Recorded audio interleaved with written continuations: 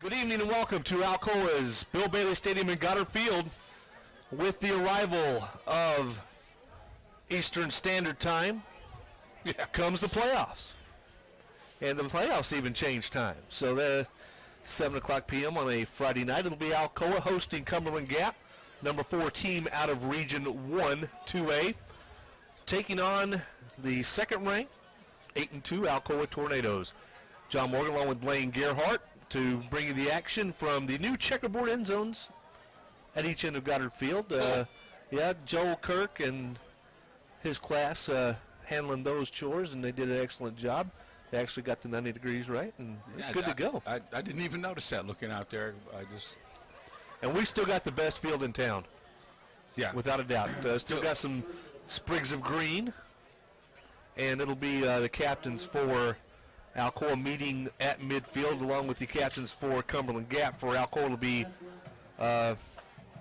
Sykes, Lee Quire, Juice, and Neil Cooper.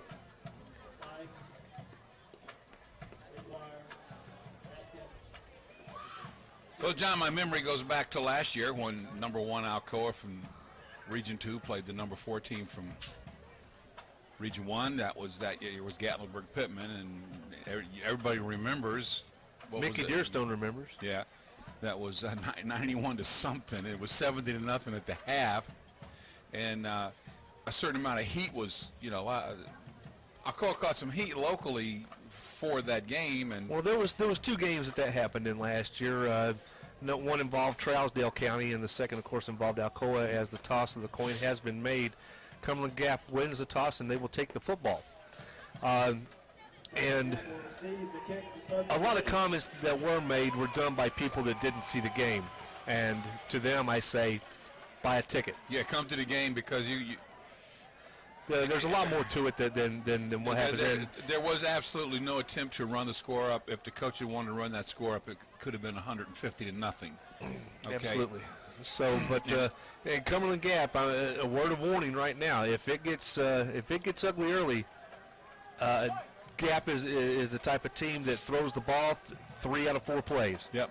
And 2-to-1 ratio. They throw, overrun, and that's what gets teams in deep holes with Alcoa, because they end up throwing to the wrong color jersey and it gets run back. So we'll see what happens here, But I think these teams come up here, especially when a number 4 team. I remember a few years ago, Chucky Doak came, and the 2000 year, the championship team of 2000, and I think they come here. And Alcoa's not as good as they think they are. They're better. They come up here thinking, well, hey, they're a high school football team. How good could they be? And then they find out just how good they are. Well, one of the things that a lot of teams make the mistake of is they just try to figure out ways to stop Alcoa from scoring. And they work on defense all week long, and then Alcoa still scores their points. They never think about how good Brian Nix's defenses are. And I'm going to tell you right now, they are better this year than they were last year. That defense, top to bottom, end to end, up and down, is better this year than it was last year. I thought about this on the way over tonight, John. Last week or the week before, you and I are both commenting how when the coach makes his substitutions and puts his players in, how much stronger they look this year, especially as the season. So when this game gets out of hand, as I expect it will, you're going to put players in that have been working hard all year. They're going to want to get out there and move the ball. And we'll just see what happens with it. But we're ready for the kickoff here. Reed Guzzo's got to have a tiredest leg in East Tennessee.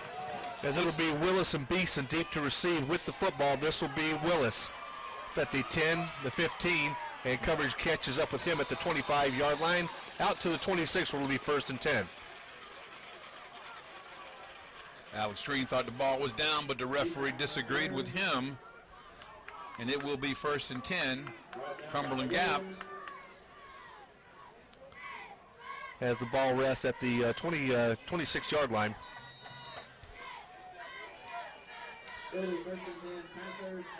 Offense is going to look very similar to the one that Chattanooga McCauley ran. Pulling the trigger on it will be junior Adam Nelson. Well, the formation will look the same. Nelson, first play, back to pass. He's going to throw it over the middle. It's going to be popped up and almost picked off. As the pass was intended there for Hofdietz. A hand in there by Bart Hicks, and then Alex Green had a sure interception. You're about to look go like through his hands. You're about to look like a prophet there, weren't you, John? You will before the night's over. Brings up second down now, 10. As the ball rests again at the 26-yard line. Sykes and Duncan's your defensive ends. Nelson from the spread formation. Five tight end now. No tight end, as there's 5 people moving. Inside pitch. A little Utah pass complete. And it'll go to Jacob Shipley. And Shipley's ahead for a gain of about 7. It's going to bring up a third and 2 or 3. It looks like 2 to me. It looks more like 1. So that picks up 9 yards, brings up third down and 1. As the ball is just shy of the first down marker. Corey Brewer and Neil Cooper right now at the defensive tackles. We know we'll see a lot of shuffling in there. And quarterback sneak, and he should have it. It's going to be close.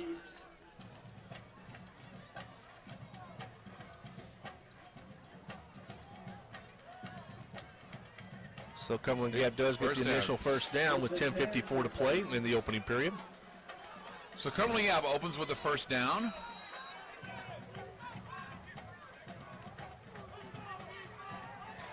Going no huddle, and when you do that, it gives Alcoa very little time to substitute any players, as he's going to have an offset back there to his right. Nelson. Quick drop passes away, complete, and knocked out of bounds with the football. Pick up 3 or 4 yards there. On the reception, brought down by Thompson.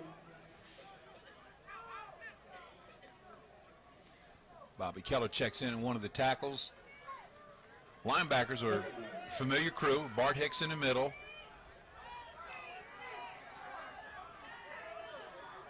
Your old Tate on one side. Troy Hodge on the other. 2nd and 8.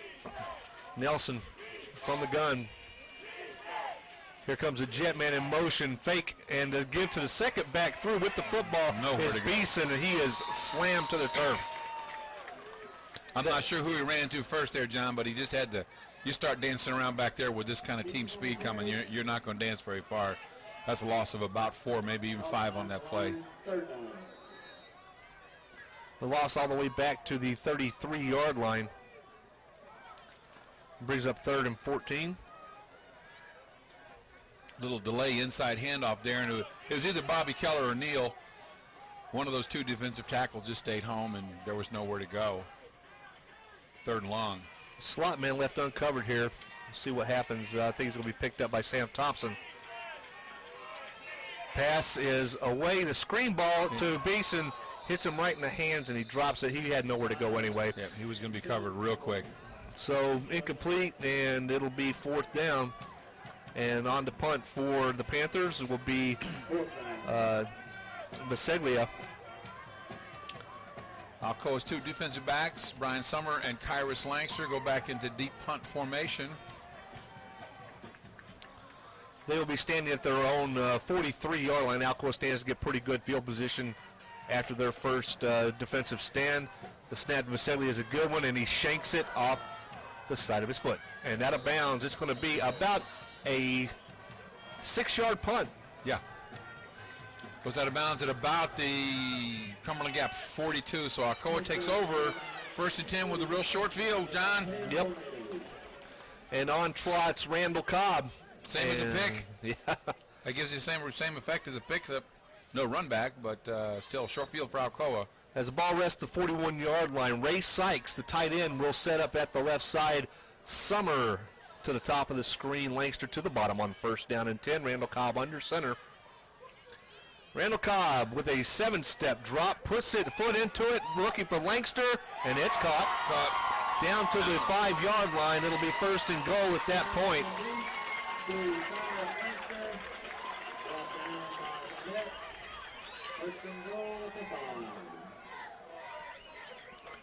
That was like a jump center there, and that was just a mismatch. That was just a rebound Kyrus was going to get.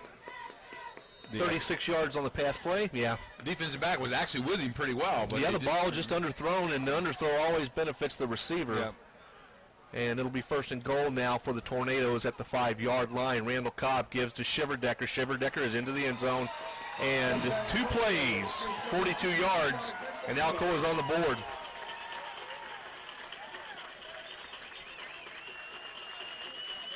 With 9:09 to play in the opening period.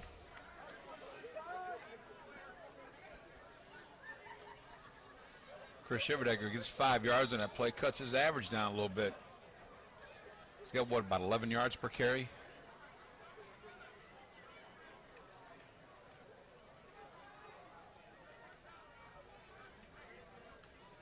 It'll be Guzzo on to tip the point after out of the hold of Randall Cobb. Sam Waltermeyer is your snapper. There's the snap, the hold, the kick by Guzzo is up and good. 9:09 to play in the opening period, and it's Alcoa 7, Cumberland Gap 0. Quick and painless, Lane. Yep. Long pass to Kyrus. Chris takes it in. Not much to say about that. Tee it up and kick it again. Yeah.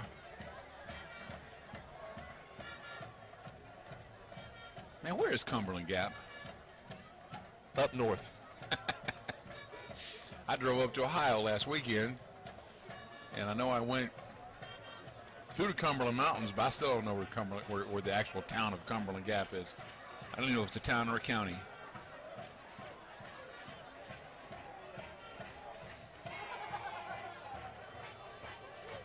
It's up toward La Follette.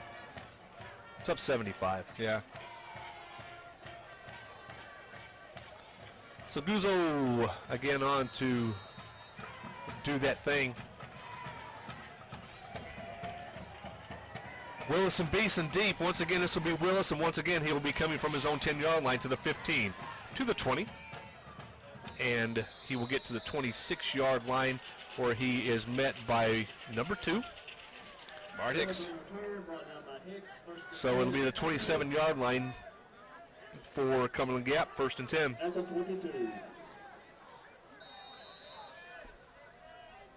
Alex Green, Sam Thompson. 2 of your defensive backs along with Kyrus Lanxter and Brian Sommer. As good a defensive backfield as you'll find anywhere in the state. I don't care what division you're talking about.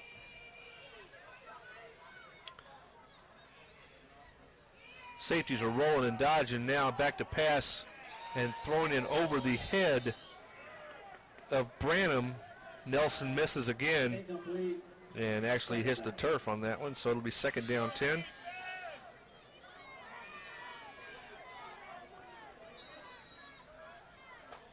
And with this kind of offense, it's one of those things where down and distance doesn't really dictate what play you call. You just call what you want to and run the play.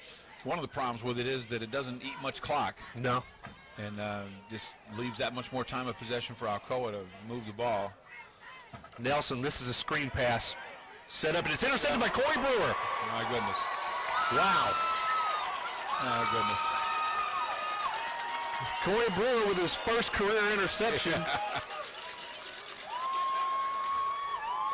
He threw it so good he couldn't help but catch that one. He had to have his hands tied behind his back not to come down with that one. Well, I would give Corey credit. He read the screen. Very little blocking. You see his teammates streaming in there. He knows the screen's coming. He comes back to cover it and right to him. Ray Sykes tight end set to the right side. Stultz and Shiverdecker. This is Shiverdecker to the 15. Down inside the 15 to about the 13-yard line. Gain of 7. It'll be second down now, 3. Just blowing him off the ball. Yeah, Chris went 5 yards before he met anybody. I think he met the back of an Alcoa blocker first. But just blowing him off the ball. He was 5 yards before anything happened. With the ball resting at the 13-yard line, Alcoa up and over. It'll be second down, 3 to go. On the toss sweep with the football, Shiverdecker gets a block from Stultz. He's got the first down inside the 10 down to the 6. Pick up about 5 or 6 on that play, maybe even more. But it'll be first and goal, Alcoa. Ball resting around the 7-yard line.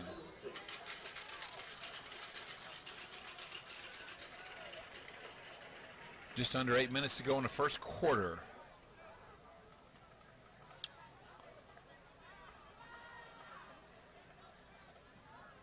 On first and goal, Randall Cobb slant to Lanxter, and that's too easy. Yeah.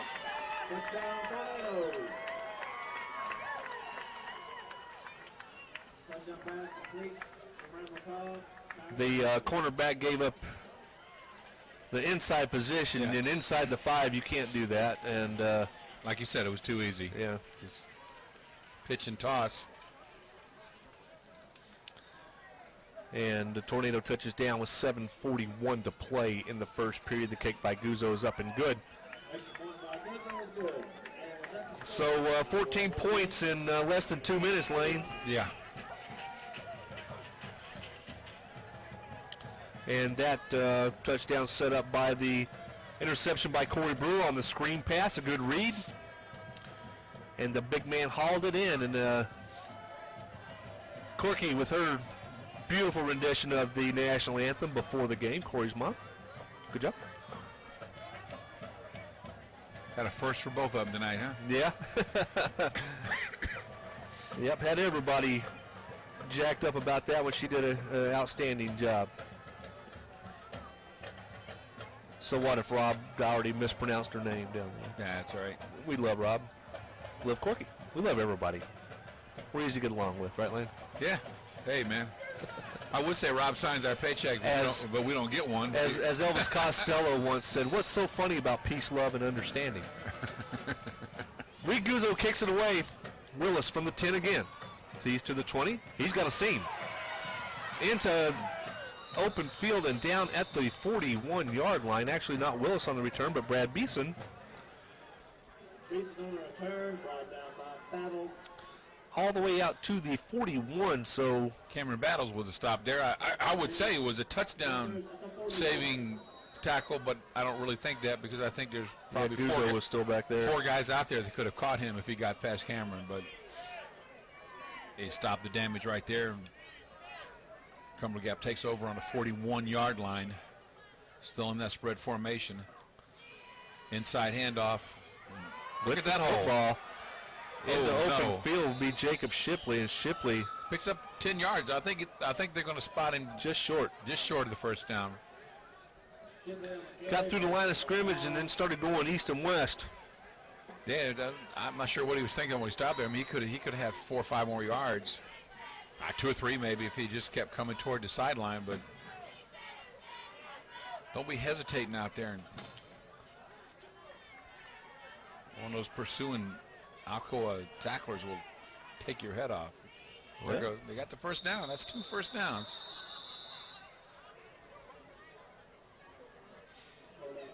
Alex Green lucky he didn't get a flag right there. Yeah.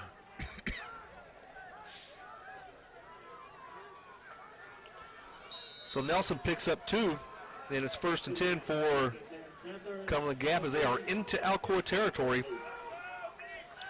at the 48-yard line. That's some small degree of respectability there, getting a couple of first downs here in the first quarter. Trips now set to the right side, a single receiver down here to the left, and he's going to get jammed. He's not going anywhere. Nelson looking for that one receiver that got jammed, and is that grounding? No. He locked onto one receiver as soon as the ball was snapped. That was Josh Barnett, and Barnett was jammed by Lanxter, and Lanxter didn't let him go anywhere. Yeah. And then the heat caught up to him. He's lucky just to get rid of that ball tonight. He was at least 10 yards behind the line of scrimmage.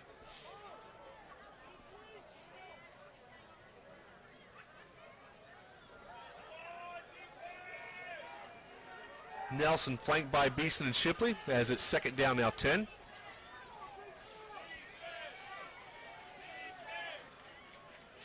on the option. Beeson. Justin Duncan was cutting a laser to him. Wow. That was a lateral, too. I wasn't sure he was going to hold on to it there for a minute, but it was a little bit of a lateral. But, I mean, if he avoided Justin, there was 2 other guys there. 7-yard loss. Down. Brings up 3rd and 17 as the ball is pushed all the way back into Panther territory at the 45-yard line. 3rd and 17. Passing situation.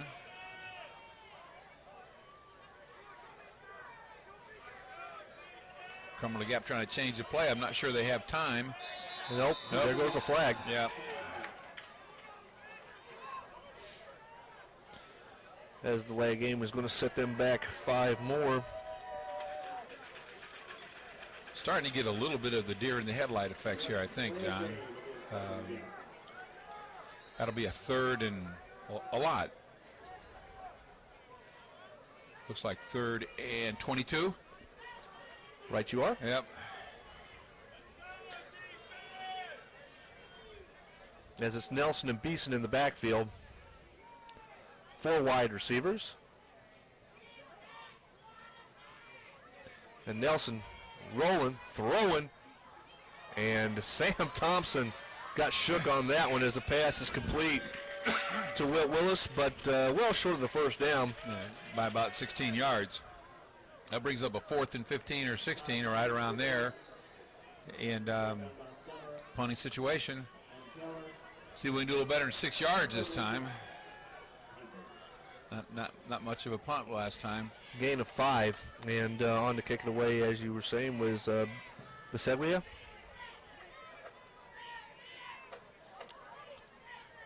High snap. Biseglia grabs it, puts it down, and kicks it away. This will be Kyrus Lanxter calling for making the fair catch at the 32. Like Kyrus' feet came out from under. He hung on to it. He sure hung on to it. Got the sure hands. We all know that. But I got 1, 2, 3. I got 4 lines on my sheet of paper here. You think they'll score before I get to the end of those 4 lines? You got room for 4 plays or just 4 lines? 4 plays. You might make this page. I don't know. Depends on what's called. If it's I don't know. Shiverdecker could just go. Shiverdecker's offset here to the right side. Odd formation. Tate is the fullback. Swing pass out. One touch Tate. Oh, look who has the football. Look who's throwing it. It's Chase James. Yep. And Chase James has hit Lanxter. And Lanxter's down the sideline into Panther territory at the 44-yard line. Chase James coming in the first quarter here. 4 minutes, 37 seconds to go. Nice throw out to Kyrus. I thought for a minute there, Kyrus is just going to outrun the pursuit.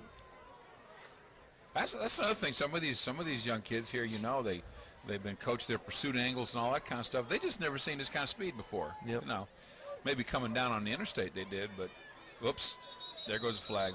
First Alcoa mistake of the night. A different quarterback has a different cadence as Tate was the intended ball carrier, and we'll back it up and do it again.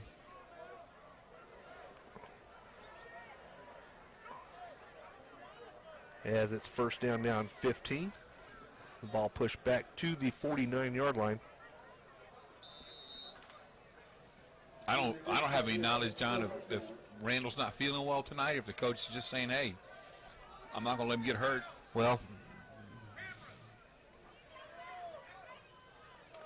Chase James with the give with his one-touch Tate. Yep. He's gone.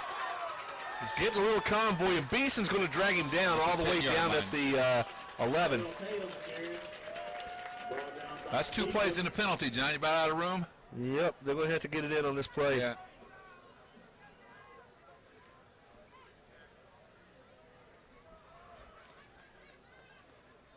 Alex Green checks in. Brian Sommer comes out.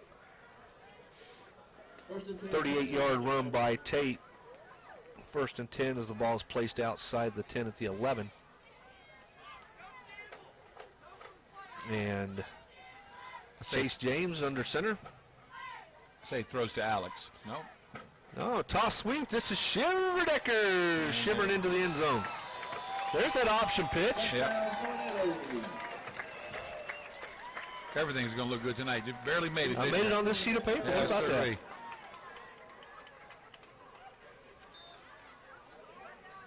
Small contribution towards saving another tree. So the score now 20 pending the extra point by Reed Guzzo. Cobb in, and did he get it in? Whoops, he No. actually missed that one wide left. He yanked it. That's a little rare.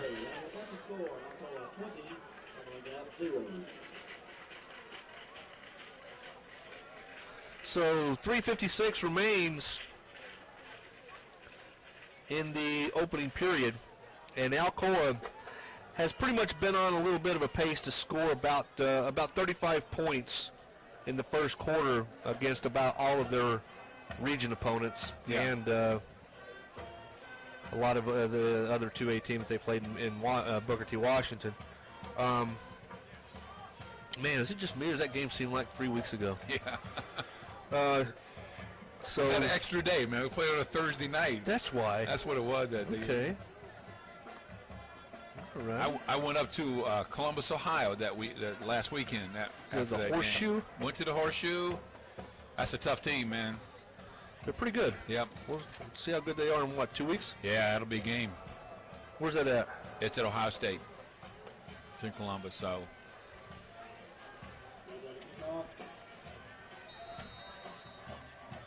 Here we go.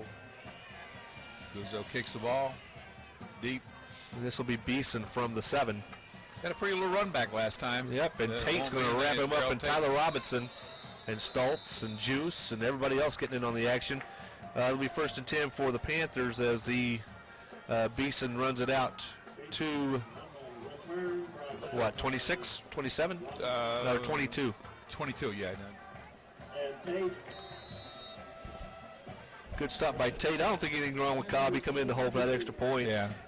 Randall has been prone to injury, and he injured himself, pulled a hamstring against Sweetwater last year, and that slowed him up pretty much the rest of the season. Yep.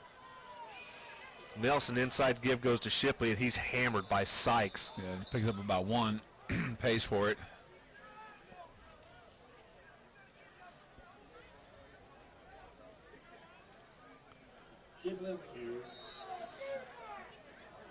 Well, it'll be interesting to see if Cumberland Gap comes back next year and goes 10-0. Gatlinburg Pittman's up there, 10-0. They're playing. Who do they play now? They're Sweetwater. playing Sweetwater. I ain't gonna say it. Yeah, I know. They're gonna lose. They can't stop Jonkins. Yeah. Nelson looking to throw, and he was they were baiting him into that, and Yeah. Sam Thompson, they had a switch on right there as Alex Green backed up. Sam Thompson came up. it and, was Ryan Shipley, the freshman, the intended receiver. And I think there was a pitter-patter of little feet there. He heard Sam coming. Actually, that was Austin Brock, my bad. And brings up 3rd down. 3rd and 9. Spread formation in a shotgun. But you remember how they suckered him into that pass against Sweetwater, and Kyrus got him a pick in that one. Little swing pass. That's Nice. a good wheel route there. Looking play, yep. Beeson is ahead for the first down. Pick up 13 or 14 yards. And it's the back out of the backfield that picks it up. So that's the 3rd first down of the night for a Cumberland Gap. So they're matching Alcoa first down for touchdown, which, to be honest with you, I didn't expect to see. I sometimes wonder, John, if these games that are so mismatched sometimes, can you sit here and say, wow, it helps this team for next year. I'm not so sure that it does anything, but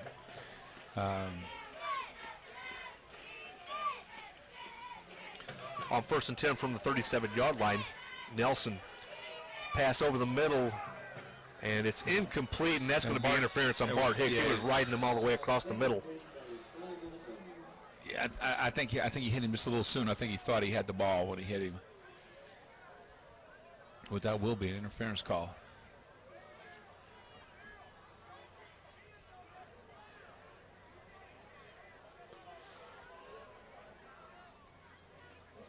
So that'll be a 15-yard step off from the 37.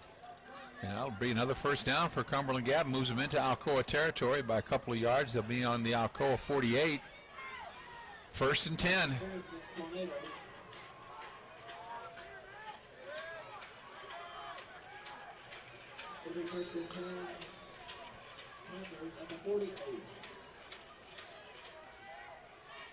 Cooper and Keller in on the defensive line along with Sykes.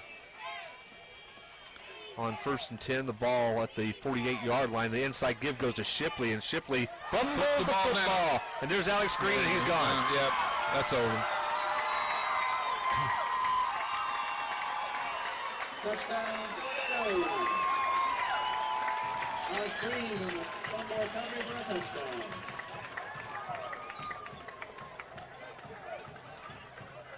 If you recall, John, last year in that first round playoff game, the defense scored, and one of the reasons that score got so out of control. They scored 6 times. The defense scored so much. I mean, Alcoa only ran, I think, 13 plays in the first half, some ridiculous number like that.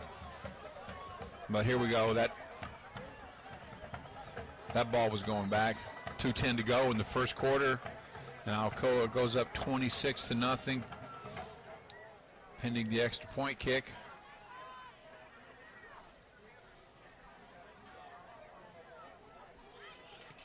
And that kick looks like it's right through the middle. 27-0, Alcoa over Cumberland Gap. Well, we were wondering if we were going to get that 28 points in the first quarter. Well, we almost did. Not for a missed extra point. Yeah. But you're right. I think it was Sykes that forced the fumble. I'll catch up on that later. But that was a pretty jarring hit there as he crossed the line of scrimmage. He was ahead for a gain of about 3 or 4 yards when somebody punched the ball out. And that ball came flying out too. Yeah. It took a big bounce, and then Alex tried to pick it up once and kind of nubbed it forward, and then once he picked it up, there was no question what was happening. That's his first touchdown this season.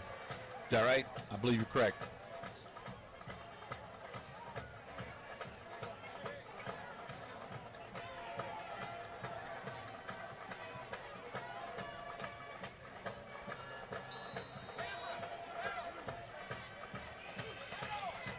Guzzo kicking it away. This will be Beeson from the 14. And he's leveled by Bobby Keller. Yep. Good coverage, good team coverage there. You really know where for him to go. Beeson, the return, ball down by Keller. Running the ball back fairly well, actually, getting back up to about the 30-yard line, almost on the 30. It'll be first and 10, Cumberland Gap with 2:02 to go in the first quarter. Yeah, John, you were saying lately against all Division 2A opponents, Alcoa's been scoring almost 35 points in the first quarter. And then it just sort of dies off a little bit from there. Nelson trying to get his receivers into position to make a play for him here on first down and 10 as the ball's at the 29-yard line. He's looking on that one receiver the whole way, and that's Shipley. Shipley shakes Tate, and then he's drugged down by Alex Green. Pick up I a tell five. you what, these backs, they just start reading his eyes. They'll find out where the ball's going. Yeah. Shipley brought down by Battles and Green. Beep, beep, beep, beep, beep, beep, beep, beep, beep, beep, beep, beep. Western Union. Yeah. 5-yard pickup, and it brings up second down and 5 as the ball is at the 34-yard line. Of course, he's not having much time to go to his second and third options, though. So, but you're right about that. He's just honing in on who his man is. Right there, it is. Yep. Up in the air, Intercepted. I believe it is. As the pass was intended, Is that Sam Thompson? Yep. the pass is intended for Branham. Bart Hicks hits him as he goes up to get it. Skips off his hands. Sam made a real nice play on that. Obviously no run back because he was already spread out completely to intercept the ball. We got a minute 17 to go, so we're going to have distinct possibility of reaching that 30-some-odd points in the first quarter here. D. Sutter turned into wide receiver. Randall Cobb, the give goes to Brian Sommer. And Sanchez is inside the 40 down to the 37-yard line. Sommer. And he has the first down. First and 10, Tornadoes at the 37.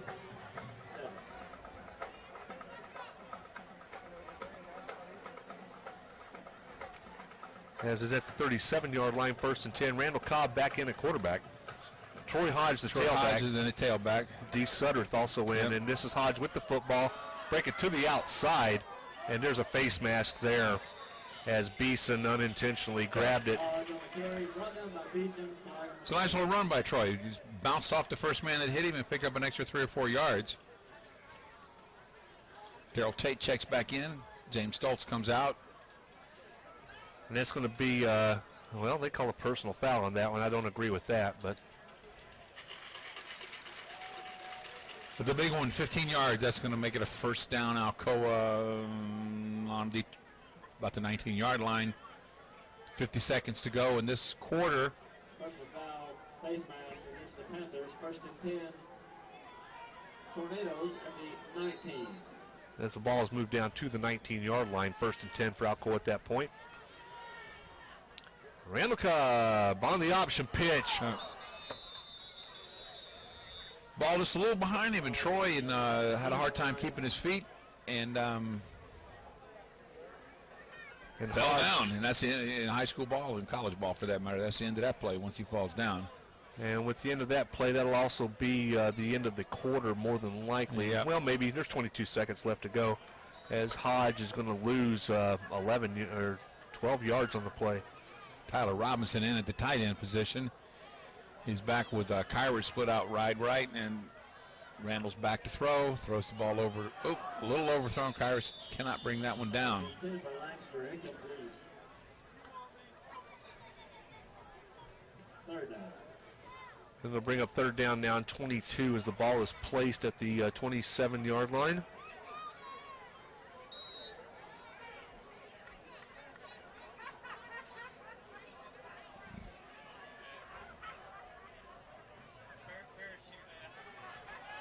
Four seconds to play in quarter number one. And here's a draw play going to Hodge. Oops, Hodge watch breaks out. off of the block, and he's down, diving close to first down yardage, but he's going to be about a yard and a half, almost 2 yards short. That was a real nice run. As the clock hits zeros, We'll change ends of the field here, and what do you do here, John? You just kick a field goal for the practice because you might need that. you're going to need it down the road. 3-4 games later, you might need that field goal. Or obviously, 4th and 2 is no great challenge for Alcoa, and it's a 27-0 ball game. So, I mean, if it was me, some people would say you're running the score up by kicking the field goal. Actually, I think you're keeping it down. Well, and I think we've only connected on one field goal this I'd season. kick it. I'd kick it for practice, for the game condition practice kick. But that's just me, and there's more than just that reason that I'm not coaching high school football. But Elsewhere around the county tonight, it'll be Maryville hosting Brainerd High School of Chattanooga, and William Blount on the road to the Tri-Cities up in Kingsport as they will take on the Tribe of Dobbins-Bennett. And I don't know, I think that's another one of those instances where that district's number 4 can go up and beat the other district's number 1. I mean, Dobbins-Bennett's number 1 in the state on paper only. I don't think they're that good. As on 4th down and that's almost 3 yards, they're going to get that play right or die trying. Troy's going to score easily on this. Yeah. No, that play was over when he got about 4 yards outside, and there was just no one there, so just a stroll into the end zone. So with 11:51 to go in the second quarter, Alcoa goes up 33-0, pinning the extra point try On the first play of the second period.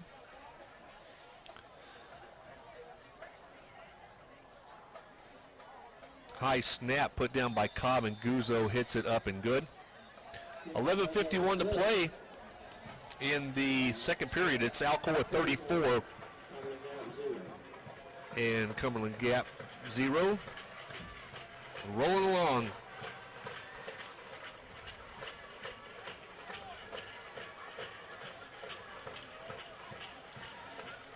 Rolling along like the proud Mary, right? Yep. What about your Cardinals? You know, I love it that it was the Cardinals, but it just seems like somebody gets hot that time of year. You know, when's the last time? I can't remember when the last time there was a Game 7 in the World Series. Yeah. You know, it was 4-1 last year, 4-1 this year, 4-0 against the Cardinals the year before. Somebody gets hot. And I think the last one I remember was what? Yankees Marlins? Probably, yeah.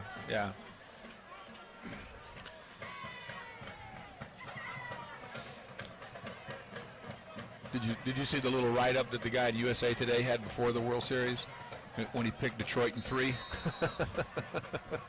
He wrote an apology note after the World. Yeah, he did. Detroit in 3. A little pooch kick. He's going to call a fair catch. Definitely the right thing to do. As it's caught at the 30-yard line. Yeah. Fair call by Johnson. Connor Miles coming in the linebacker position. We'll see some substitution going on now. It'll be 1st and 10. Coach has a tendency to phase that substitution in. But the one thing about the defensive line in particular, I mean, they're 8 deep.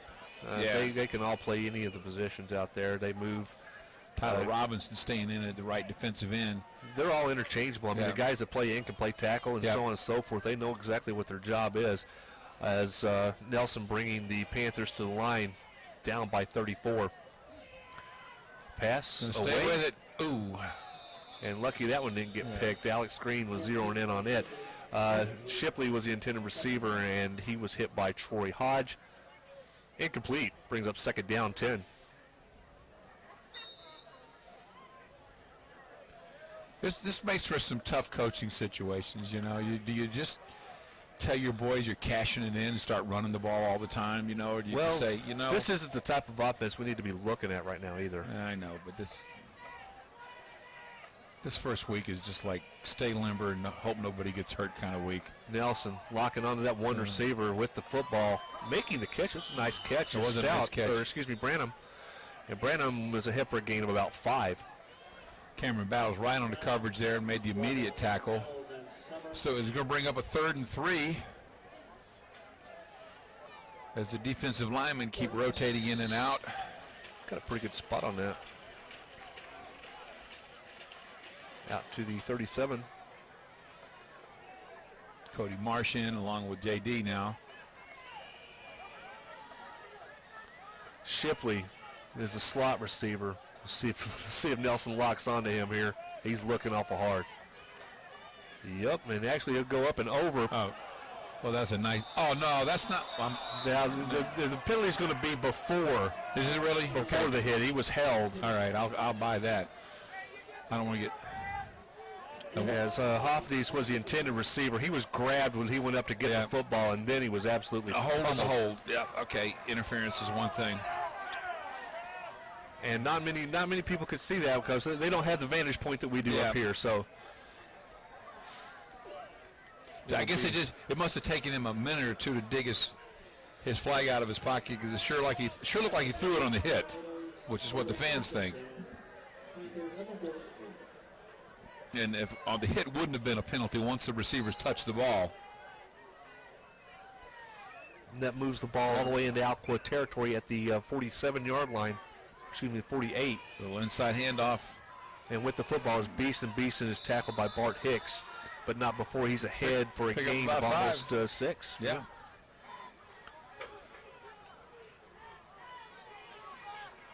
You know, Cumberland Gap's had little moments when they've run their plays and picked up some yards. I mean, they're not going to mount anything serious, but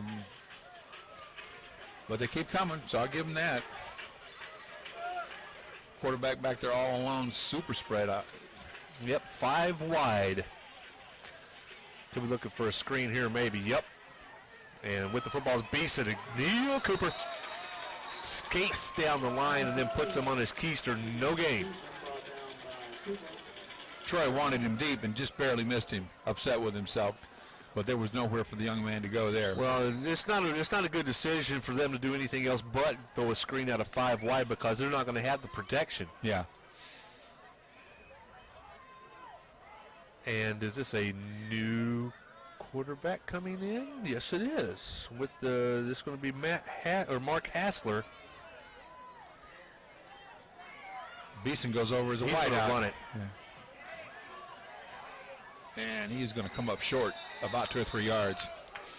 That's going to bring up a 4th and 3.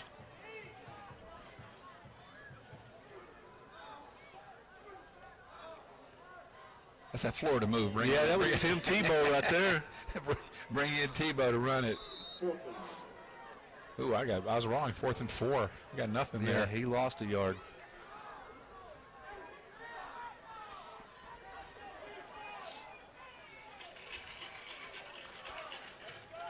Just a hair over 9 minutes to go here in the first half. 4th and 4, Cumberland Gap, just inside Alcoa territory. Nelson looking to roll, and here comes Hodge, who misses him and pass away. Intercepted, Kyrus Lanxter. Watch out. That's it.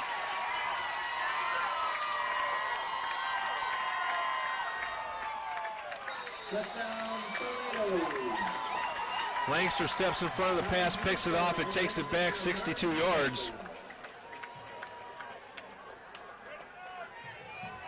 That's just going to happen sooner or later. You keep throwing the ball against this defense. Sorry. And 40-0 now with 8:35 to go, and you're supposed to tell a kid, don't catch that ball, don't run it back, or catch that ball and run out of bounds. So that's what's going to happen.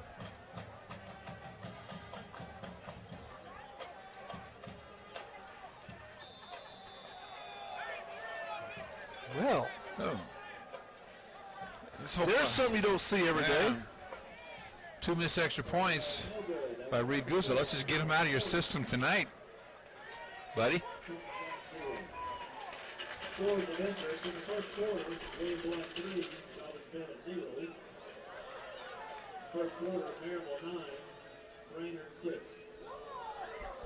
Well, hearing some scores going across the PA, and it's about what we expected. William Blunt up early.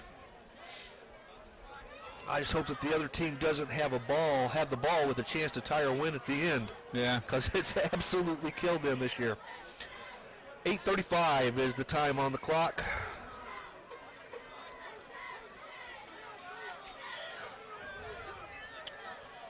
And one person short on the kickoff team.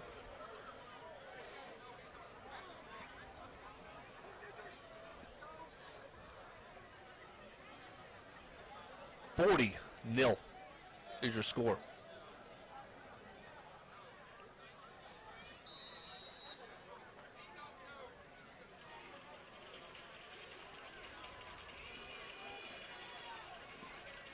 What do you got, about 25 players here tonight, would you say, John? Yeah, maybe Nice it's kick. right at it. Yeah. With the football, this is wit, stops, drops, and rolls, baby. Slips, goes down at the 11-yard line. By Willis. With the first and 10. Panthers at the 11. Well, when it rains, it pours. Yeah. What would that cost him, 10 yards of field position? At least.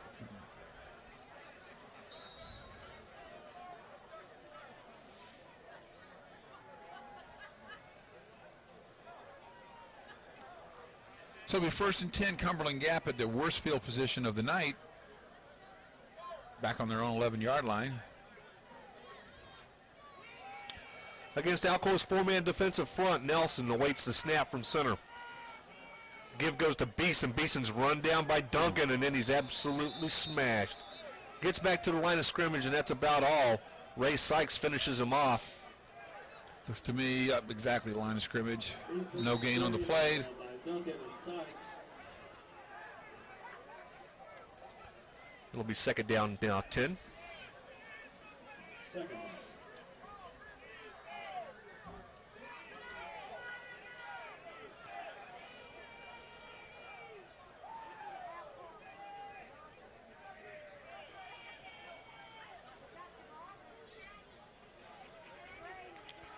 Nelson gives to Beeson again, and He'll he lose a will yard. lose, yeah, 2. Lose 2 on the play. Hicks on the stop. Connor Miles checks in to give Bart a break. Other than that, defense pretty much the same with the rotating linemen.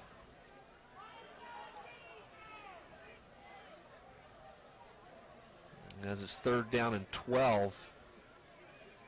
And I think they're going to milk the clock down and maybe take a timeout here in just a moment. Hicks on the stop.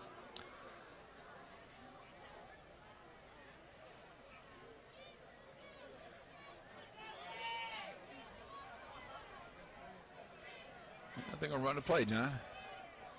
The referee hasn't started his count back there in the back yet.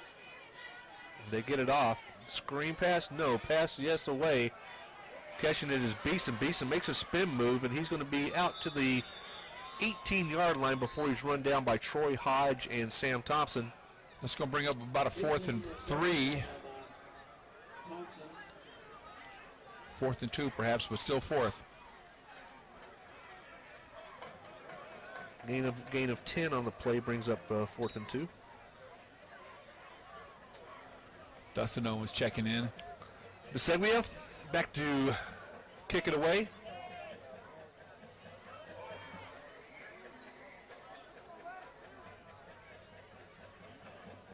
Alcoa's 2 speed burners back waiting for the kick. We haven't seen one with an opportunity to run anything back other than interceptions. Oh. Low, well handled, and he takes it. Brian He's going to Sommer. get nailed right away. He was a little too hungry for that. He should have fair caught that, but that's all right.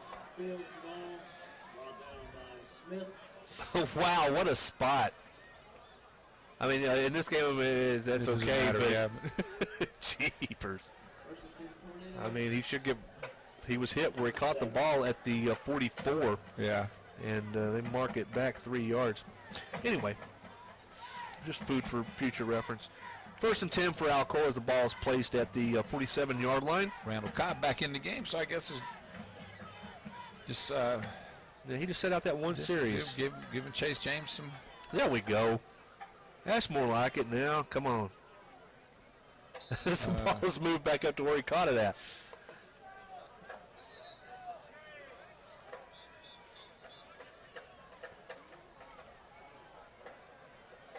Back to the 40?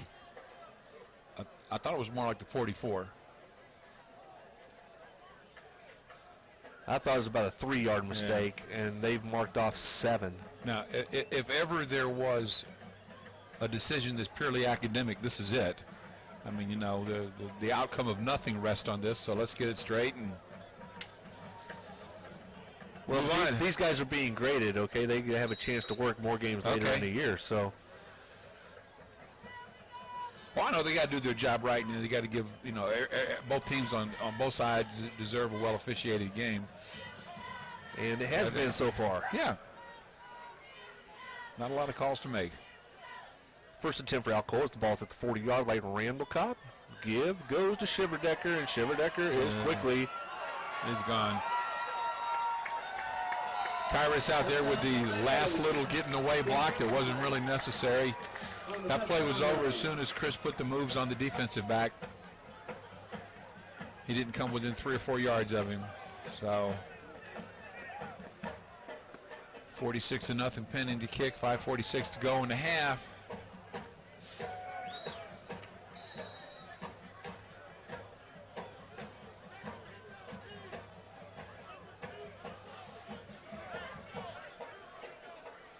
There's a snap, the hold, the kick by Guzzo is up, and the kick by Guzzo is good. 5:46 to play in the first half. Alcoa out 47-0. And just about everybody that can get a touch tonight, Lane, has gotten a touch. Yeah. Stultz hasn't gotten a touch yet. He's just leveling people out there, blocking away, doing what he does best. And I guess the only question now is, will Juice score? Yeah. That's the burning question of the evening. Juice in the end zone. And Jerron Tony. Yeah, Jerron's got one coming after. Yeah, he ran, and they just made that field 1 yard too long for him up there at Oliver Springs, and not able to get it. That was a nice run, not to get 6 out of it. It really was. And then they gave it to him 2 more times. He was so gassed that he couldn't seal the deal.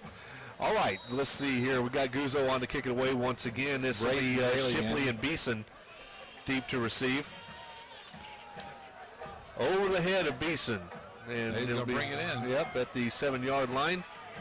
And the second kickoff team is in, and they'll wrap him up and drop him there at the 25. Coverage. D. Sutterth gets up off the pile along with Dustin Owens and D. Herbert.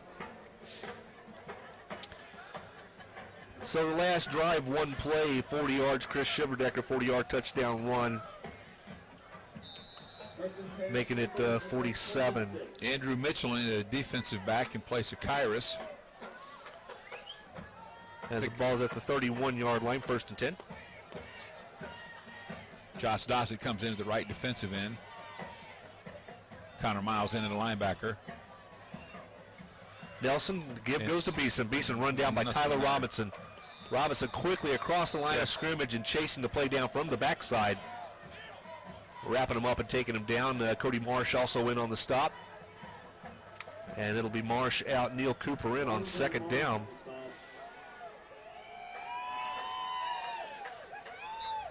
Gain of 2. That musical chairs they play on that defensive line, that's really going to make a big difference sometime in the playoffs. So. Because those guys will be playing in the 4th quarter and they'll be hitting. They'll be fresh. On 2nd down now, 8. Nelson looking to pass. The pass away. Incomplete. Now the screen pushed him in the back. Yeah. Alex just wanted the ball. He wasn't worried about it. As the pass intended there for Hoffenitz and incomplete.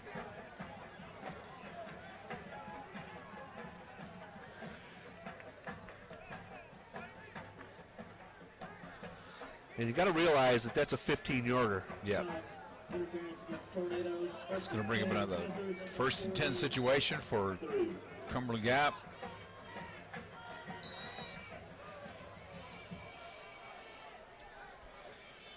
First and 10 as the ball is placed all the way out at the 43-yard line. Nelson on the keeper, and he will lose greatly. Man. Actually, they'll mark him off at a 2-yard loss, and there's Dossett, Hodge, Hicks.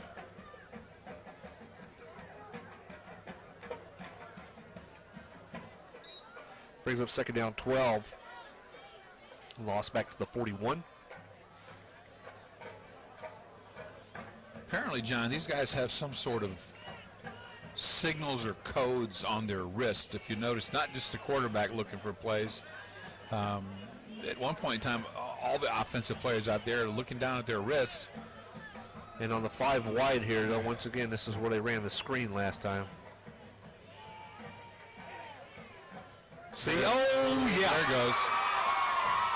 Sam Thompson gone. 41 yards. I thought at first they were looking down at their wrist to see if it was time to leave. But they've got something on their wrist there. But now we're up to 53 points in the first half with 3:51 to go. Just like you said earlier, John, you keep throwing the ball, man. These guys are going to pick it and run with it. That was a nice play by Sam. Not his first of the year. Nope. Snap, hold, kick, up and good. Guzzo. 3:51, your score now 54-0. And a flag drops. We'll see what's going on here. A very late flag, I might add. It's going to be a sportsmanship call on somebody, is my guess.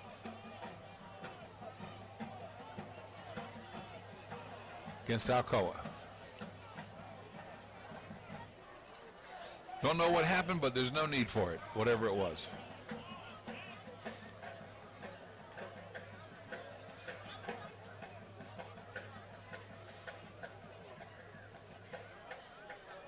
as Coach Rankin gets the brief but detailed explanation.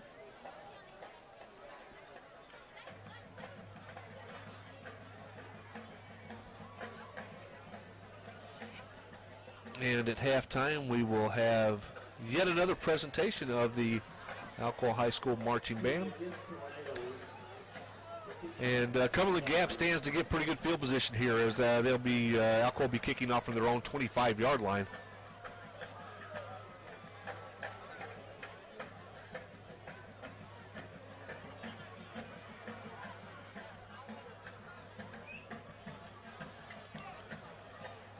Beeson Shipley standing at their own 20 as the whistle sounds.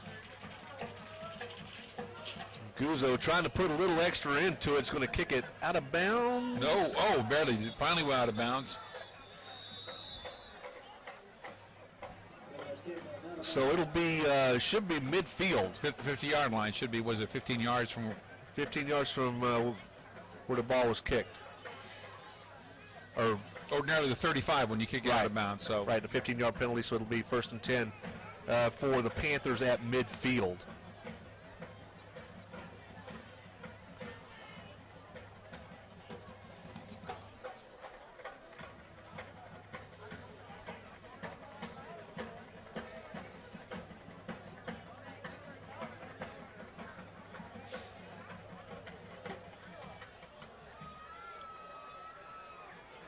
At least at this point, not a lot of substitution going on the defensive side of the ball. I mean, it is still the first half. 3:51 to go. Hey, we were wrong about that. Looks like it comes up to the 45 of Alcoa.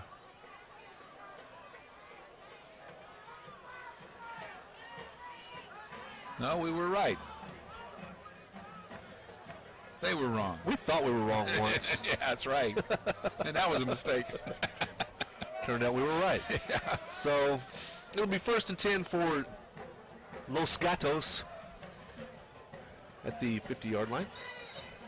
Panthers, huh? I didn't even know what they were. The Panthers. Woo. Confusion reigns as they're going to try to play offense with only 10 men. Number 11 comes in. He'll line up in the slot. 1st and 10 at midfield. The give goes to Beeson. Beeson wrapped up and tackled by Neil Cooper. Four for about 5 or 6 yards.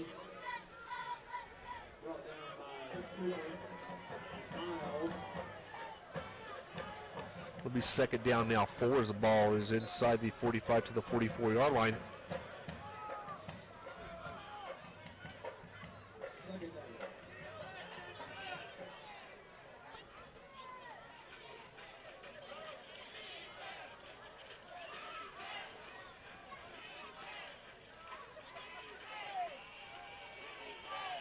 On the misdirection, Beeson is wrapped up. I tell you what, Dawson got in there and blew the play up. He was in the backfield and drove him right into the waiting arms of Tyler Robinson and Neil Cooper there to finish it off.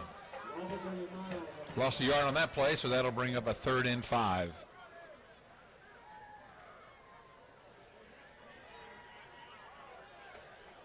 Team speed of Alcoa, evident every week, but evident this week. As the clock rolls they will catch up with you in a hurry. 2:30 and counting to play in the half.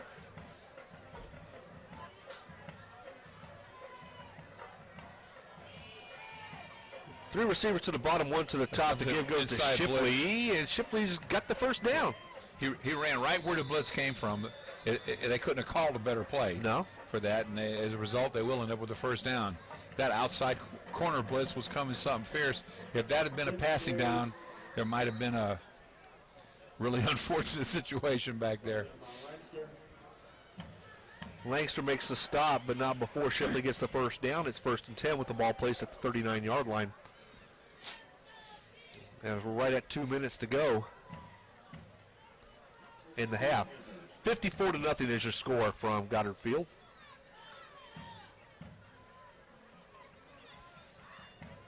On 1st down, Nelson looking to pass. It's a screen pass, and Troy Hodge got in the way.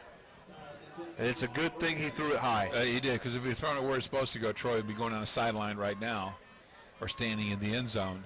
As it was intended for Shipley. Yep. Time of possession would be an interesting stat this first half, John. I mean, it's probably not that big a disparity. No, we hadn't had it for long, but we Yeah. haven't had to have it for long. Yeah. Panthers up on the line of scrimmage. Second down, 10 from the 39-yard line. Alcoa's four-man front. And here comes Tate. Nelson throwing it away, and bam! Shipley catches it, and he is absolutely blown up by Brian Sommer. Yeah. And that's going to be a 6-yard loss. He did not stand a chance on that play. You saw Tate coming in off the edge there. Yeah. That play was going to be a disaster. Just a question of where it happened. Third down now, 16 as the ball is placed at the 45-yard line. Alcoa not using any timeouts here as there's a minute 10 to go in the half. On third down now, 16. Nelson, receivers going everywhere. There's a screen set up to Beeson, and Tate misses him. Beeson into open field. Can Sam Thompson run him down? Yes, he can. And Beeson's all the way down inside the 10 to the 8. And Cameron Battles getting away there. Cameron Battles was there, and he had to slow down to try to juke Cameron, and that's when Sam caught up with him. But I thought that play was going to go for a loss, but the kid turned it Tate into took a bad angle to get him. And the clock is moving. Coming the gap, trying to get the play in. There's 37 seconds and counting to play in the half. Do they have any timeouts left? I'm sure they do. I I don't they remember did, calling yeah. them any. Low snap. Nelson looking to pass. The pass is away and it's picked off. By Sam. Sam Questions, Thompson how far will he go? looking and cutting and driving. Oh, and he's tripped up to finally. 32. With 17 seconds to go in the game. That was one player away from just being another 6. Ball down by Willis. It'll be first and 10. Tornado at the 30. Roll. Sam Thompson with his third interception on the night. Yeah. Sam the super soft. Yep. This just in, he can play. Oh, yeah. I thought you were going to give me a ball score or something, man. I knew he could play. I knew that when he was in middle school. Chase James under center here with 17 seconds. A toss sweep comes to Troy Hodge. Hodge gets a kick-out block from Stultz. Or actually, that's Connor Miles. Flags flying everywhere as Hodge goes down, but not before he picks up 5. 9 seconds to go in the half, and that looks to me like it's going to be a face mask. A hold against Alcoa. I didn't even see anybody close enough to that play. That's why I thought it was a face mask. Well, I don't know how you can get holding 5 yards downfield, but that's okay. I didn't see anybody there even. That's all right. It'll be 10 yards from the spot of the foul, so it's going to bring up a first and about 14. First and 15.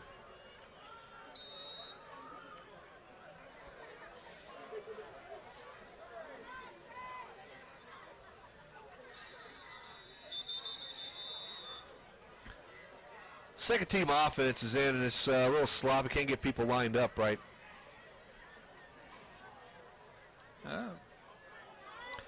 As Alcoa had a player line up in a neutral zone. Okay, 1.7 seconds to go, and That's it. That'll be it for the first half. Well, 54-0 is the score at the end of the first half. No big surprise there. 10 points less, 10 points more. Wouldn't have surprised me either way. They had, let's see here.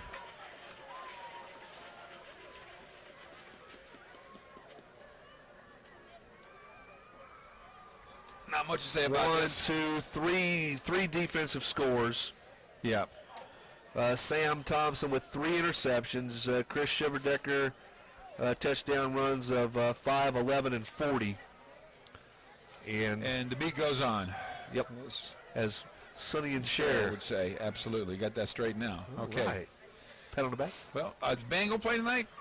Well, sure. Okay, well, we're going to take a little break here, and you can give you guys a break from listening to me and John and Our senseless ramblings. Yes, it gets more senseless as the night wears on. But enjoy the band, and we'll see you all back here for the second half.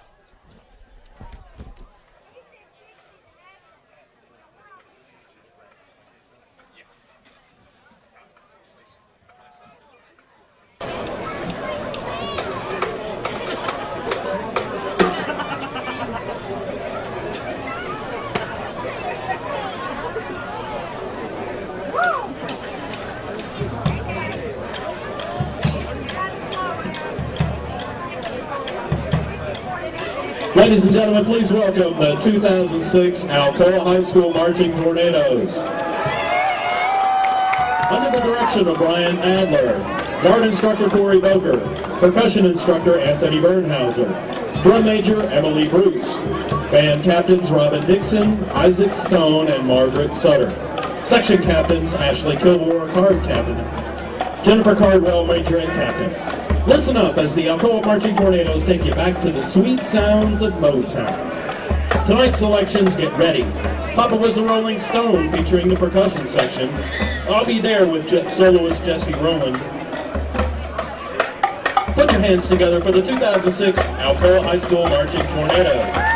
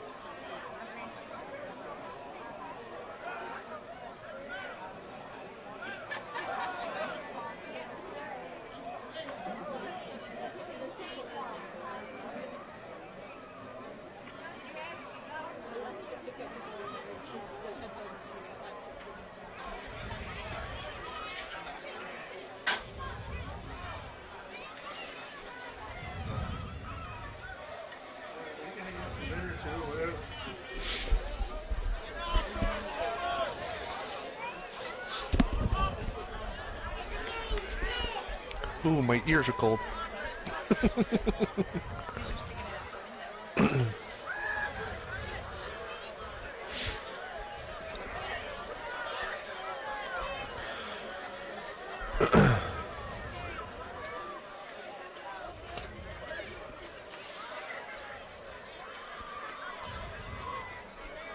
Are you ready over there?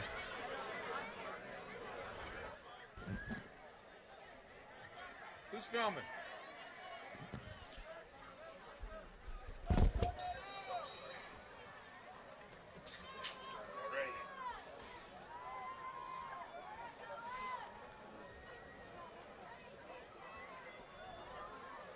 Clay Basilia is on to kick it away to begin the second half. It's an onside kick that is caught right at midfield. On the catch will be Jermaine Winton. Winton takes it in at the Alcoa 49-yard line. It'll be 1st and 10 for the Tornadoes at that point. Leading 54-0, just underway, 7:57 to play in the third period. Going to the short quarters. Chase James under center. Handoff goes to Cameron Battles. Battles crosses into midfield, and then he's tackled at the 49 of Cumberland Gap. Season, second down. So he will pick up right at 2 yards. It'll be second down 8. As they go from the 49 to the 49. Tate Russell in at a wide receiver along with D. Sutter. They split to opposite sides of the field. Chase James, toss sweep with the football. This is Jerron Toney. Toney is breaking tackles down inside the 40-yard line. Nice looking run. And Toney is ahead for the first down. 1st and 10 Alcoa at the 40-yard line. Toney ahead for a gain of 9. John Toney, just a freshman, and they're getting some snaps, feeding the machine for the future. Yep. Owens now in at the fullback position. And this is he with the football into the secondary and breaking tackles ahead for almost 10. Bowling his way. I think he got 10. And he's going to be just short of the first down. Boy, just talk about just Inches. short. That was a nice run. That was a nice looking run. D. Herbert checks in. Dustin Owen with a nice run there from the fullback spot. D. Herbert in, and Jerron Toney at the wing back, at the eye back. Chase James gives, just as Jerron Toney, first down as he's inside the 30 to the 28-yard line.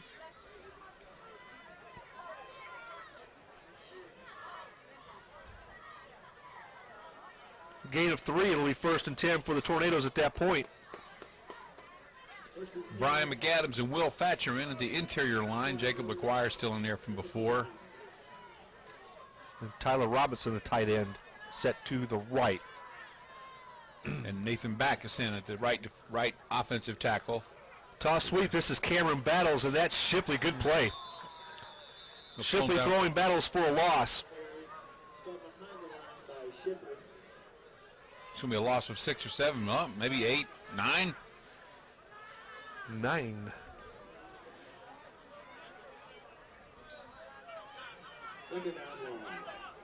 Second down now 19 as the ball is placed at the 43-yard line. James hasn't aired the ball out yet in this half. Definite passing situation here. 2nd and long, and he's going to throw it. Throws it behind and over D. Sutter. Incomplete. And that'll bring up 3rd and long. So James now 1 of 2 passing. Completed 1 pass in the second half to Brian Sommer, or first half, second quarter. James and Toney come in, and DeAndre Herbert already in at the fullback. That'll be your backfield.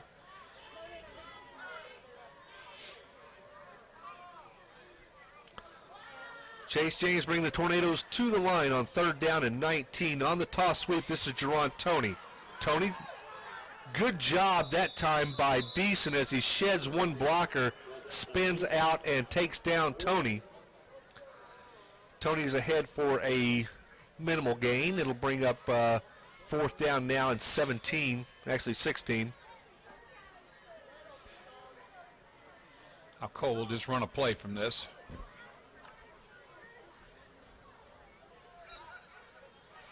Cameron battles in. As the ball is placed at the 34-yard line, the line to make will be the 18. I'm thinking swing pass out to the right side to Cameron might pick up some yards. That right side's open. Pump, go, and there's Sutterth, and he's got it. Look at this. My goodness. The pump and go. Yep. And Chase James hits Sutter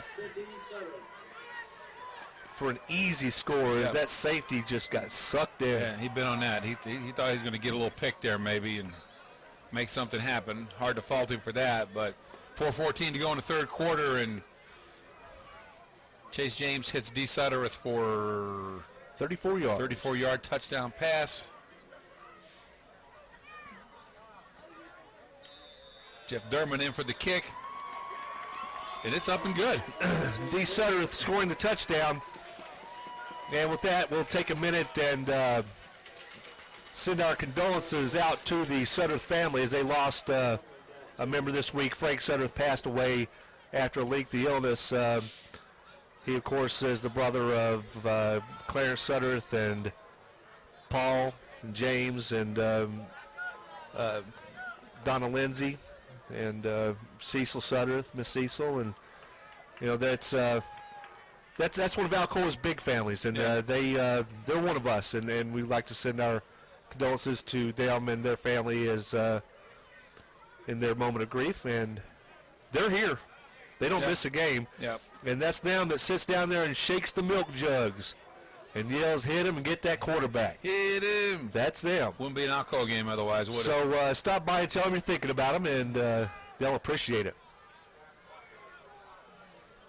As on to do the kicking chores for Alcoa will be Dearman.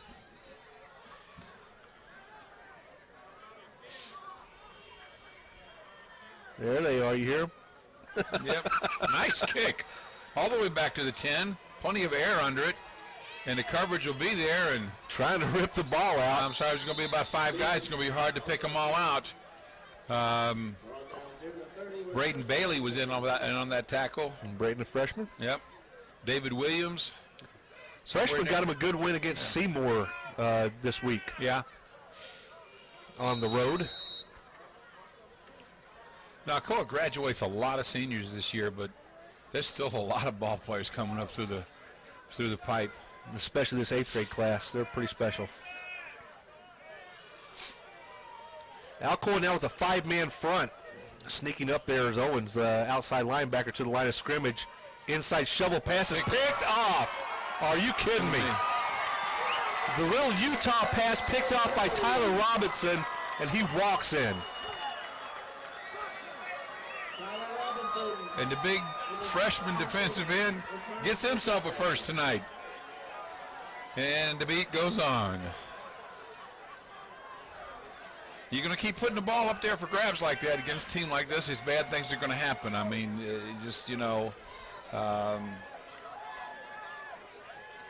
and you can't tell a kid has worked all year not to play.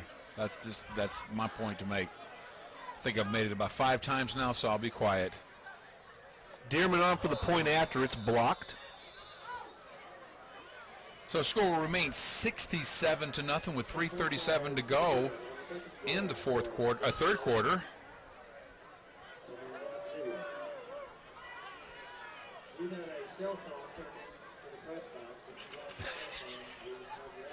That's pretty funny.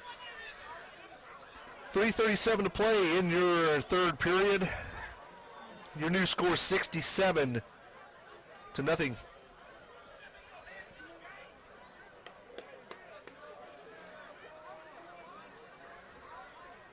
Well, the coach is giving plenty of kids plenty of time to play, and you put them on a football field, they're going to play. Kickoff team will have a lot of fresh faces out there. They did last time. Nico Coffin will be out there. DeAndre will be out there. What? Ben Duncan will be out there. I got to throw this out on. I got to throw this against the wall and see if it sticks. Not only are they keeping on throwing the football, they're throwing the football with their first team. Yeah. And we got our freshmen in there, and they still want to throw it. Okay, I'm done. I feel better now. Good. Dearman on to kick it away. Good kick. Right. Beeson settling under it at the 13-yard line. Beeson into open field. One man to beat. Actually, now he's got more to beat, and he ain't going to do it. Yep. Andrew Mitchell forced him back in. He didn't make the tackle, but he saved the touchdown. Forced him back in, and his teammates with the good pursuit there. Good run back. Can't take it away from the young man, but look, for a moment there he was going to make the break and take it out, but into Alcoa territory at the 43-yard line, the Panthers take over 1st and 10.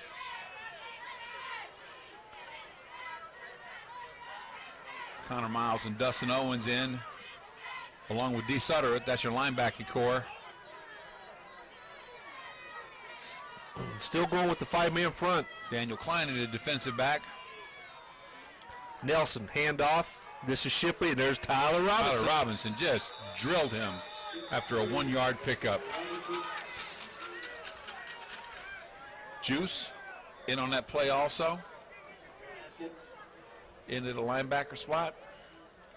Cameron Battles and it's getting chilly. Andrew Mitchell. The temperature has dropped. That's a tough-looking second string out there. I mean, I don't like that phrase, but there's a lot of young ball players out there, but they have really come around and played some football in the second half of the season. 4-man front shown this time by the Tornadoes on 2nd down and 9. Juice coming on the blitz. And he hits the quarterback as he dumps it off. Intended for Beeson. Falls harmlessly to the turf. 3rd and long. Ulysses Ayala comes into the game. He'll play on the defensive line along with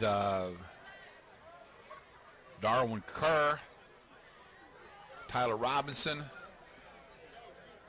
and Brian McAdams. That's your front four.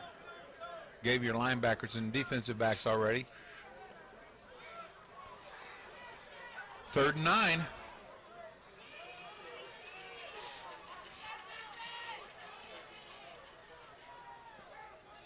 Will we see another pick here?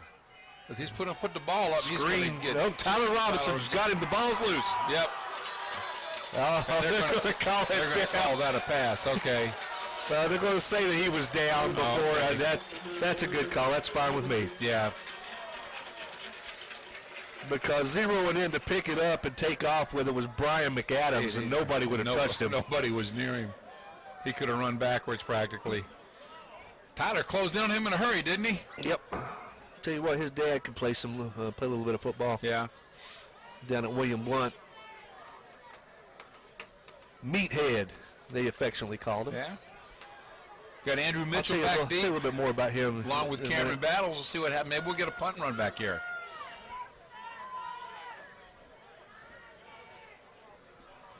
The punter, Biscaglia, boots it away. This is Cameron Battles from the and he slips and he's covered right away.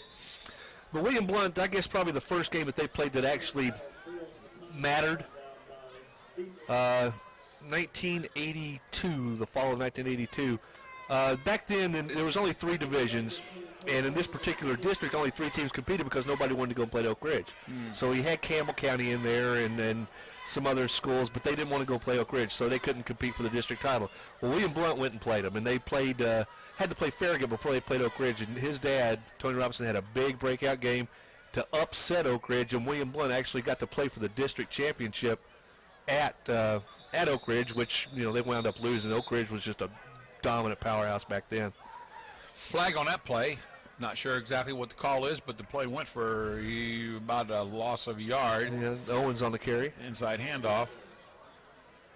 Face mask against Cumberland County. Be a 5-yarder. 5-yard version, but it's going to make it a 1st and 6. 6. Ben Hughes in a wide receiver, along with Tate Russell. Chase James in a quarterback. There goes the Toss pitch sweep. outside. It goes to Jerron Tony. Tony breaking a couple of tackles. Does a good job fielding the pitch, as that was a little bit high and behind him. A little bit in the shoulder pads there, and he held onto the ball nicely. And that might be the last play of the third quarter. James coming to the sidelines, and that'll do it.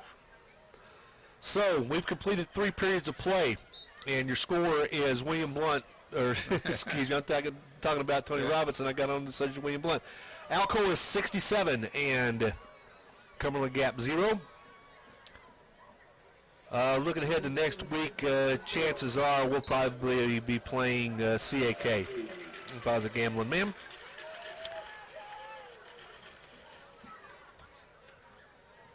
CAK plays somebody tonight. Obviously. I looked at it, and the thing is, Happy Valley. Is it Happy Valley? I'm pretty sure it is. I looked at the whole thing over, and it just said, the big question over there is, will Gatlinburg Pittman beat Sweetwater? And we'll go home and watch Friday night hits and check it out on CoachT.com. That's another popular place. And find out what the story is there, and see who we play next week. And then the week after that, my money is on Loudon in the third week, and then maybe by then we'll have an idea. Boyd Buchanan or Smith County or Tyner. It's going to be one of those 3. Yeah. So Alcoa on 2nd and short.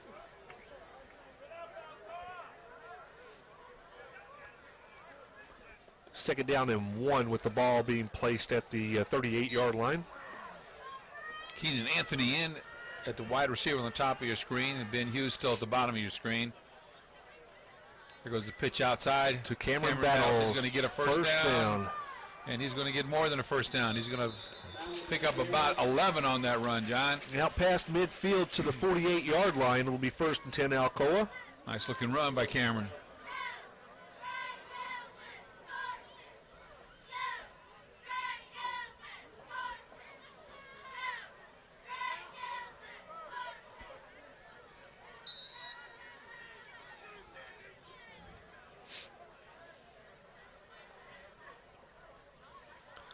Owens and Battles in the backfield behind Chase James.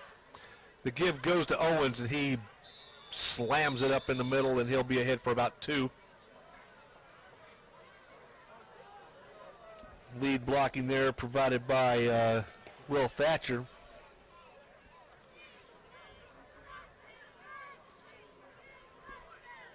Good hard run on first down. Yep.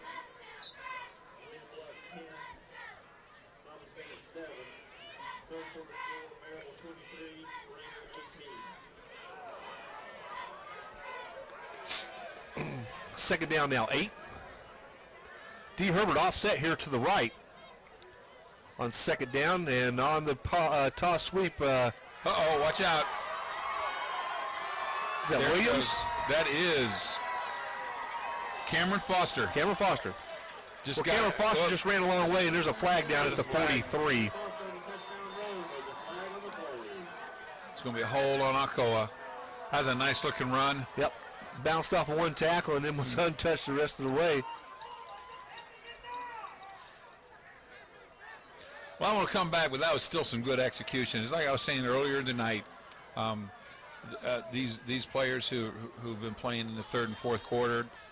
And one thing, it's a double-edged sword, John. When you play on a team as good as Alcoa, there's players out there right now could start for a lot of 2A teams. Yeah. And you know that. And they're still going against Cumberland Gap's number 1. Yeah, so they may be earlier in their playing careers, they don't get as much PT as they might somewhere else.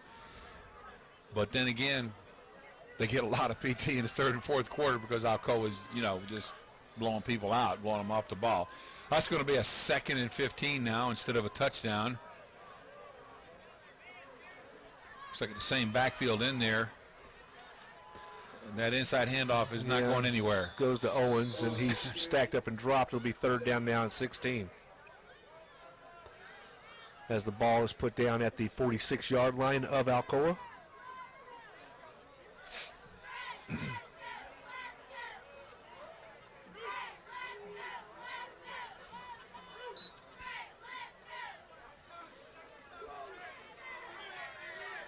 Third and long past the situation. You got Little Duncan and Foster. Hughes and Russell as your wide receivers, and the pitch is going to go out to Foster. And he is going to get racked up for no gain, so it's going to bring up a 4th and 14. And will we see the Tornadoes punt for the first time tonight? Foster carry brought down by 2.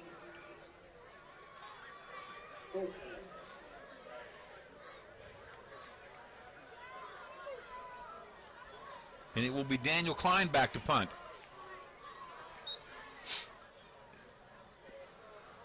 Klein back at punt formation. It'll be Brad Beeson deep to receive.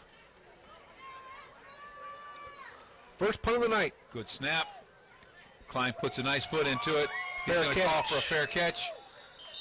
And the fair catch is made at the 32-yard line. It'll be 1st and 10 for the Panthers at that point. 5:06 to play in your football game. Alcoa leads 67-0. Will they keep flailing the ball? Will they keep putting it in the air, John? What do you think? If nothing else, it's made it more interesting. 5:06 to go. I believe Robert Fry is in at a defensive back position. 33-yard line is the line of scrimmage as Nelson brings the Panthers to the line. Inside. Give goes to Beeson. Beeson breaking a couple of tackles, and then he's stacked up and dropped ahead for a gain of almost 8. As Connor Miles and Juice combined to make the tackle. Beason's carry brought down by Atkins. Chase James will take a snap or two of defense along with Jerron Toney.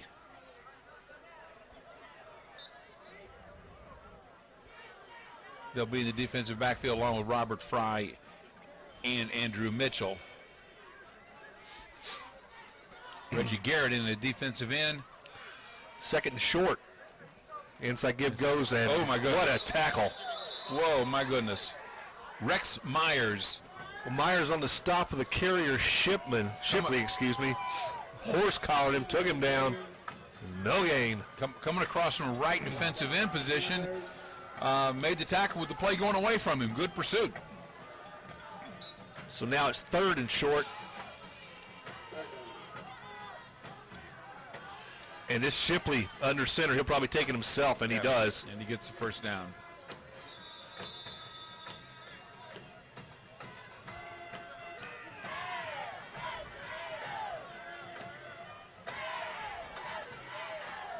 As the ball is pushed out to the 42-yard line.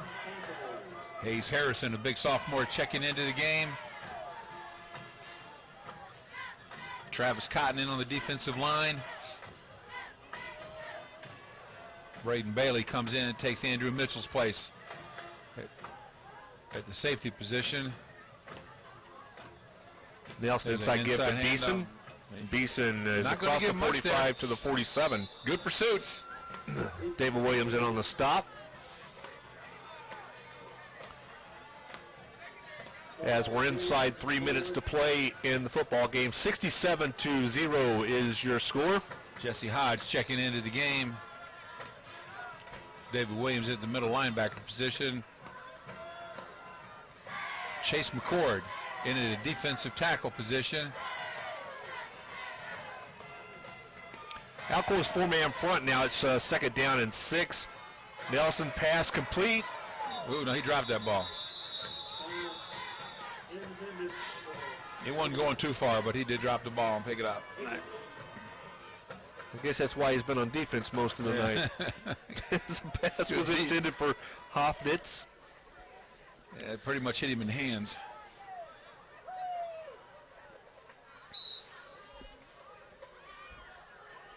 Third down. 3rd and 6. Trying to get people lined up. I'm looking for the juice pick here on this play, John. We'll see here. That's It's just, 3rd and just 7. a wild guess.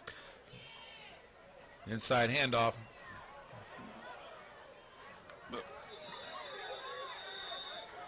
And this is Shipley. Chase He's going to be McCord. ahead for the first down. Chase McCord coming down from the left defensive tackle position to make that stop. Shipley had broken a couple tackles and does pick up enough for the first down. Clock continues to run. John, we get to the mystery question of the night, and that is, Will Juice score? will Cumberland Gap score? Oh, well, will they? I don't know. We'll see. I got my inklings that they're not going to, but it's first down and intend to go with the ball at the 45-yard line. This is a screen. And it's not there. And he throws it. Go, Juice! Catch that ball, Juice! Oh, man, I thought he had it. I mean, God knows there was nothing but green in front of him, man. Yeah, that screen never did develop. Probably, well, he didn't have much choice but to throw that ball, but.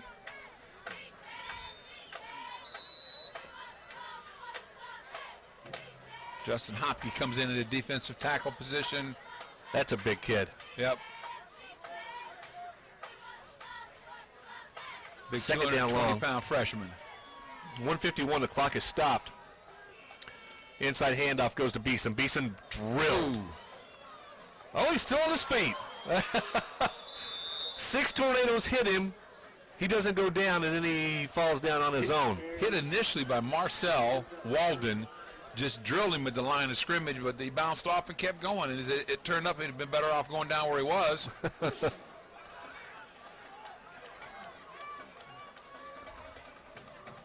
Kind of hard to keep up with the tornado jerseys going in and out of the game right now. I think we've given a mention to just about everybody. If I've missed someone, I apologize to their parents. Minute 12 with the clock running.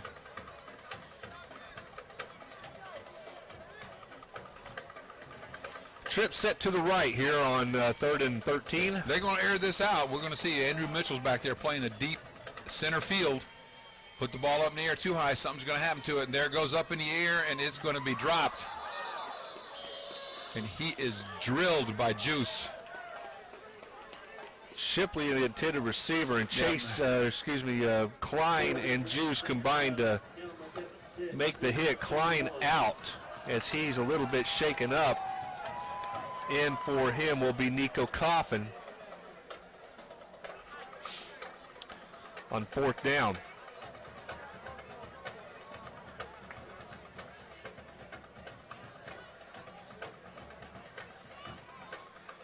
Andrew Mitchell playing way back there. Not going to let anything get behind him anyway. Might get caught in front of him, but it won't get caught behind him. 4th and 12, low snap. Nelson. The ball up, and he's going to get a lot of pressure, and he's going to throw the ball up, and it's caught. Ooh, nice hit by Chase James. Chase James. Just blew up Shipley. Yeah.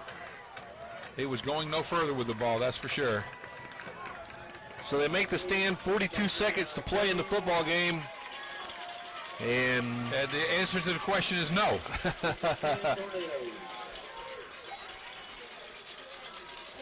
And the clock is running, and I think Alcoa might run one more play. Robert Fry comes in to take the snap.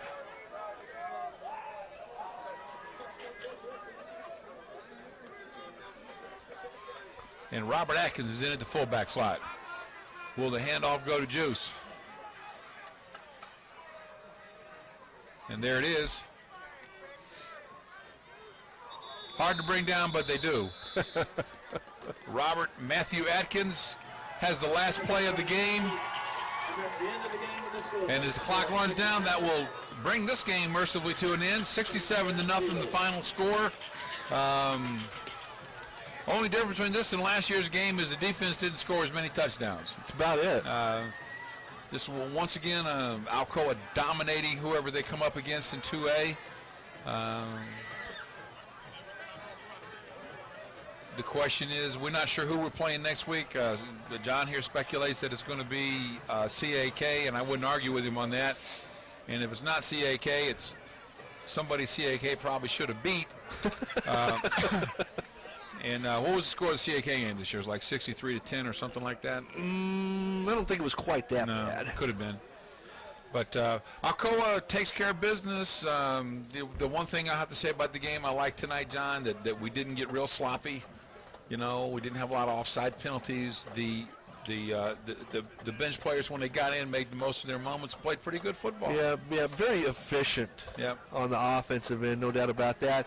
And on the second series of the game, Chase James comes in and gets a look, knocks down a pass, and they wind up scoring on that drive too. And it's football. Yeah. It's football as we've come to know it anyway. You're going to get some mismatches like this. Not this bad. I mean, you got number 4 playing number 1 all across the state. Right. You know, in all different divisions. Well, you've got matchups like this, and then you're going to have matchups like you have up at Dobbins-Bennett tonight. William Blunt's giving them all they want. Yeah. You're going to have matchups like at Gatlinburg-Pittman, our number 4 against their number 1. Pittman's got their hands full. You got a 10-0 team going against 7-3. A 7-3 team, and we're here. It's 8-2 against 4-6. Yeah. So, but like Tiger Woods says, I like my chances. Yeah. Yeah. We'll just look forward to seeing everybody back here next week at 7 o'clock. Don't forget, folks, half hour early. Get on out here, support the Tornadoes, and see what they do with the next opponent that comes along the way. Yep. That'll be it tonight. This is Lane Gerhardt saying good night to everyone.